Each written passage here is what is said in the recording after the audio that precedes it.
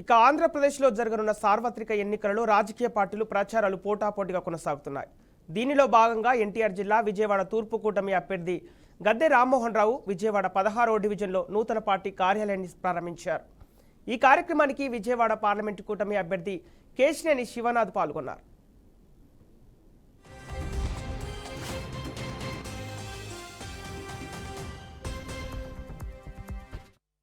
మొన్న జగన్మోహన్ రెడ్డి గారి మేనిఫెస్టో ఇచ్చిన రోజున అది తుస్సుమనిపోయింది.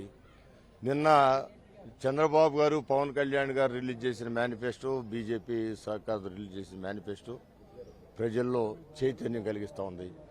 ప్రతి ఒక్కరికి కూడా మాకు రాబోయే ప్రభుత్వం ద్వారా లబ్ధి చేకూరిపోతా ఉందని ఒక నమ్మకం కలిగింది.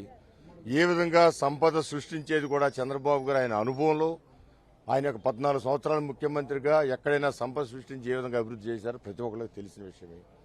ఆ సంపదను సృష్టించి ఈ సంక్షేమ కార్యక్రమాలు ఇవ్వాలనేది నారా చంద్రబాబు నాయుడు గారి యొక్క సంకల్పం.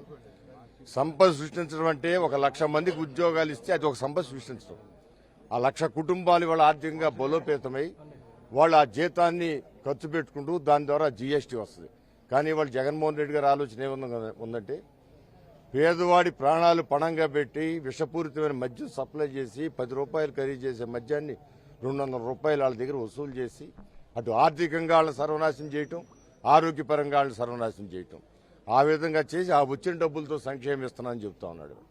ఇవాళ 2024లో సంపూర్ణ మద్యపాన నిషేధం చేస్తే మాత్రమే నేను ఓటు అడుగుతానన్న వ్యక్తి వాళ్ళు ఓటు అడిగే హక్కు ఎక్కడ ఉంది ఆ పార్టీకి? ఒక్కసారి దాని గురించి సమాధానం చెప్పమని మేము అడుగుతాం.